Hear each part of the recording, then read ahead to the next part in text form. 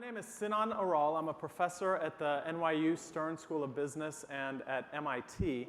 And for the last 10 or 12 years, I've been studying social networks, large graphs, and doing data mining on them. And in particular, I focus on how information moves through social networks and how behaviors spread in social networks. So the jargony terms for what I'm talking about are virality and word of mouth, how information is moving and what makes things go viral. And today I want to talk in particular about two things, which are social contagions in networks and causality, the importance of separating correlation from causation in estimates of word of mouth and social contagion in networks. And I want to start with the story of a particular tweet that was tweeted recently that's been getting a lot of attention.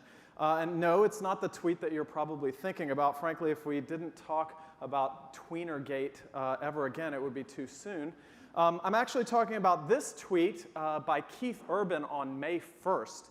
And so on May 1st, Keith tweeted, I'm told by a reputable person that they've killed Osama bin Laden. And at the time that Keith tweeted this tweet, he wasn't the first person to be speculating about Osama bin Laden's death.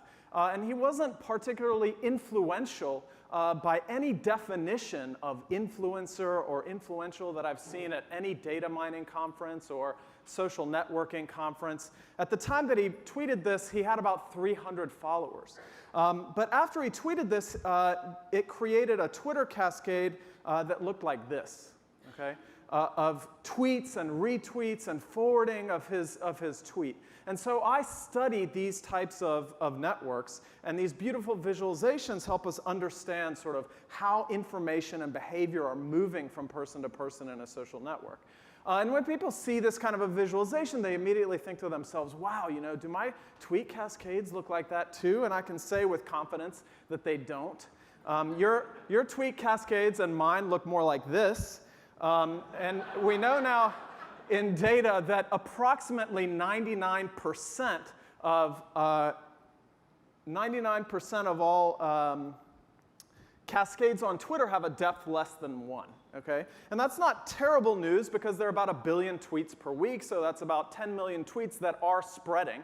And so I study the process of how these types of information and behavior spread in these social networks. And it's not just about online behaviors, right? So if you think about it, our world is very social. And peer influence is a big part of how we make decisions in our lives. If you ever were a smoker, you might remember the first cool kid in school that sort of got you interested in smoking down by under the bleachers. And if you ever then quit smoking, you probably know someone in your life very close to you, either part of your family or a friend, that got you to quit smoking. And in fact, all of the decisions we make in our lives are subject to some form of peer influence and socialization. And so I study that process because I believe that if we can understand how behaviors spread in a social network and thus in a population, from person to person to person to person, that we could potentially promote behaviors like these: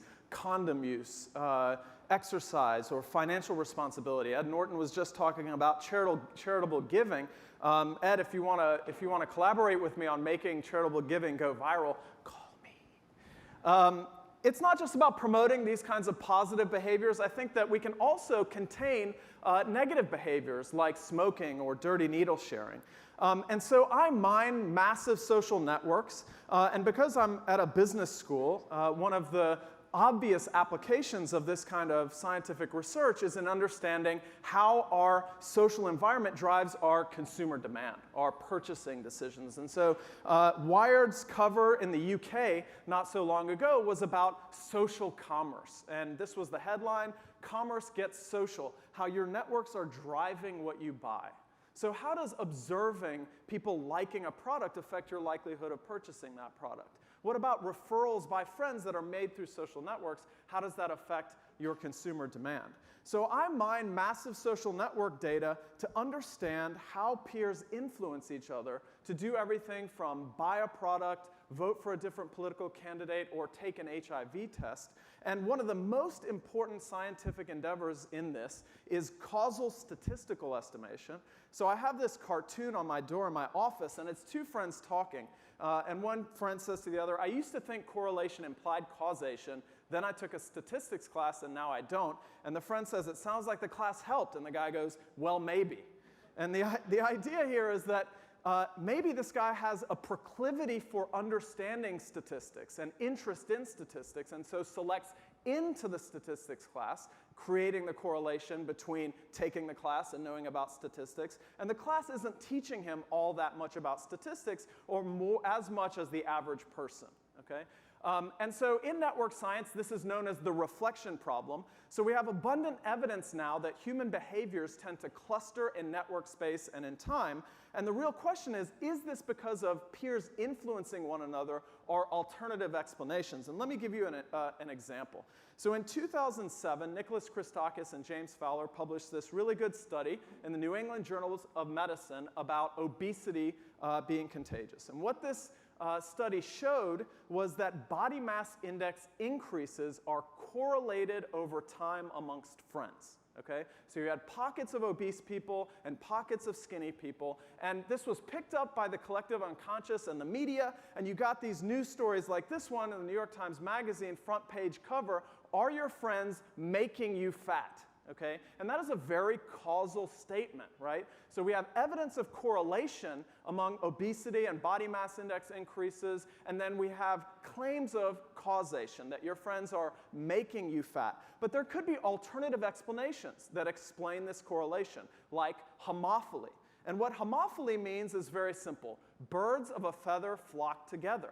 Okay? We tend to make friends with people who are like ourselves. And we know this now. There's abundant evidence on this. And so if we tend to make friends with people who are like ourselves, marathon runners might become friends with marathon runners. And those people who like the all-you-can-eat line at buffet at Denny's might become friends. And this would cause pockets of obesity and pockets of less obesity in the network. And this could also explain the correlation in obesity over time in a social network. And this is not new news. Okay? This was originally, this quote, birds of a feather flock together, was originally attributed to Robert Burton in the 1500s, but it's even older than that, because before Robert Burton, it was Aristotle who was saying that people love those who are like themselves, and before Aristotle, it was Plato who was saying similarity begets friendship. And just to prove to you that a long line of worthy scholars have made this argument, it was my mom who said, hanging out with a bad crowd will get you into trouble. And she wasn't too pleased when I told her that she might have gotten the causal structure of that sentence reversed. She wasn't really happy about that. So Slate ran an article which was titled "Everything is Contagious," which was ironically about the contagion amongst academics to publish contagion studies. So it's not just that obesity is contagious, but apparently happiness is contagious, and product adoption is contagious, and cooperation is contagious. And the one that I have the hardest time figuring out, loneliness is contagious. Not exactly sure how that works. But there could be alternative explanations besides causal peer influence for these results, like the reflection problem, or birds of a feather flock together, or confounding factors. So confounding factors are just that friends who are linked together in a social network tend to be exposed to the same external stimuli. Maybe they work together and the office has a promotion on health benefits, or maybe they live in the same neighborhood and a new all-you-can-eat buffet opens up down the street. So there are other explanations for these results. Now, the reason this is important is for two reasons. The causal structure of the underlying dynamic process of the spread of a behavior through a social network implies different diffusion properties for the behavior. Where is it going to go next? So who should we target if we're intending to promote or contain this behavior? And it implies different optimal containment or promotion policies. Different policies will succeed depending on the correct estimation of separating correlation from causation. So we studied a network that was generously given to us. The data was given to us by Yahoo, and it was 30 million people interacting over instant messenger daily for about 6 months. And we combined this network data with data on a product that was being launched over this network and observed the day-by-day adoption of the product in this network. And we got this data in order to devise new statistical techniques to separate peer influence and contagion on one hand from confounding factors and homophily on the other. And what we found was that, in this network, if we had attributed all of the correlation to peer influence, we would have overestimated peer influence by up to 700%, and that 50% of the contagion was really just observable homophily, correlated preferences amongst friends. And I tell this result to my friends, and I'm like, you know, this result, 700%, you know, 50%. And they go, wow, Sinan, you are a big nerd. You know, I mean, who cares? 700%, 50%. This sounds really scientific. Why should it matter? And I tell them that the reason it matters is because the policy you use depends on getting that estimation correct in the first place. So let me give you an example.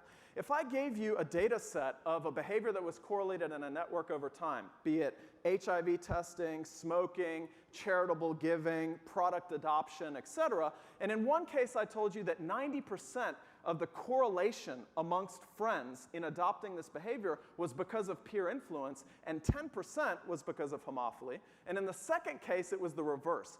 90% was because of homophily, and 10% was because of peer influence.